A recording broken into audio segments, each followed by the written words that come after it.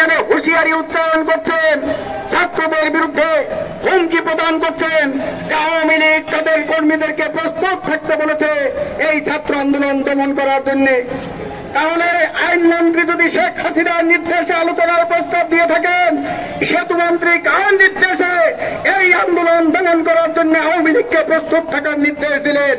সে কারণে আমরা ছাত্র সমাজ সহ সমস্ত জনগণকে তাদেরকে সতর্ক থাকতে বলবো, এই সরকারের প্রতারণায়, এই সরকারের কোন ষড়যন্ত্রের মধ্যে আপনারা পা দিবেন না। সে কারণে সুস্পষ্টভাবে আমরা বাম গণতান্ত্রিক জোটের পক্ষ থেকে বলতে চাই, ছাত্র সমাজের আন্দোলনের সিদ্ধান্ত ছাত্র সমাজ দেবে, কিন্তু আমরা বাম গণতান্ত্রিক জোট মনে করে আলোচনার পরিবেশ আগে তৈরি করতে হবে। সেই পরিবেশের কয়েকটি শর্তের কথা প্রিন্স বলেছেন। বাম গণতান্ত্রিক জোটের পক্ষ থেকে আমরা স্পষ্টভাবে বলতে চাই, আলোচনার পরিবেশ তৈরি করার জন্য সর্বাগ্রে ছাত্রলীগ, যুবলীগ, আওয়ামী লীগ ওই গুন্ডাদেরকে প্রত্যাহার করতে হবে।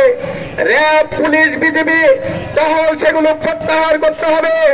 সেখানে স্কুল, কলেজ, বিশ্ববিদ্যালয়, হল, হোস্টেল সব খুলে দিতে হবে এবং সকল গ্রেপ্তারকৃত ছাত্র নেতাদেরকে তাদেরকে মুক্তি দিতে হবে এবং হত্যাকাণ্ডের জন্য যারা দায়ী, অস্ত্র হাতে রাজপথে ছিল, গুলি করেছে, পত্রিকায় ছবি এসেছে, তাদেরকে গ্রেপ্তার করতে হবে।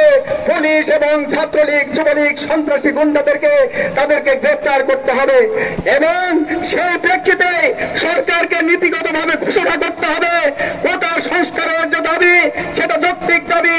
এই দাবি আমরা নীতিগতভাবে মানলাম এবং এরপরে আলোচনা করে তার যে কাঠামো, সেই কাঠামো নির্ধারণ করা সম্ভব। আমরা বলতে চাই, আলোচনা চলবে, আন্দোলনও চলবে, রাজপথ ছেড়ে দিয়ে কোন আলোচনা হবে না। ছাত্র জনতা রাজপথের অবস্থান নেবে। আর যদি আলোচনার পরিবেশ তৈরি হয়, আলোচনা করে যদি যৌক্তিকভাবে সমাধান হয়, সেই সমাধান ছাত্র জনতা মেনে নেবে, আমরাও মেনে নেব, অন্যথায় আন্দোলন চলবে। একটা কথা বলে শেষ করতে চাই, শ্রীলঙ্কার থেকে উদাহরণ নিন। আজকে মাদারীপুর, আজকে জয়পুরহাট, নারায়ণগঞ্জ, কুমিল্লা, চট্টগ্রাম, নাটোর, ময়মনসিংহ সহ সারা দেশ আজকে জনতার দখলে। আর বেশি সময় নয়, ওই রাজা পার্শ্বের প্রেসিডেন্ট প্রসাদ শ্রীলঙ্কার জনগণ, ছাত্র জনতা সেখানে দখল করেছিল, গণভবন দখল করবে। রাজা পার্শ্বে ক্যান্টনমেন্টে পালিয়েছিল, সেখান থেকে হেলিকপ্টারে সিঙ্গাপুর পালিয়েছিল। আমরা ছাত্র জনতাকে সতর্ক পাহারা রাখতে বলবো, শেখ হাসিনা যাতে দেশ থেকে পালাতে না পারে। শেখ হাসিনাকে এই হত্যাকাণ্ডের জন্য বিচারের সম্মুখীন হতে হবে। আমরা বলতে চাই যে 20-25 জন ছাত্র জনতা আজকে এই আন্দোলনে শহীদ হয়েছে। এই হত্যাকাণ্ডের জন্য হুকুমের আসামি হিসেবে আমরা শেখ হাসিনা এবং ওবায়দুল কাদেরকে আসামি করছি। হুকুমের আসামি, তাদের বিচার এই দেশের মাটিতে হবে। সংগ্রামী বন্ধুগণ, আগামী দিনে ছাত্র জনতার যে আন্দোলন, কোটা সংস্কারের যে আন্দোলন, এই আন্দোলন গণতন্ত্রের আন্দোলন, ভোটাধিকারের আন্দোলন, সেই আন্দোলনের সাথে আজ একাকার হয়ে গেছে।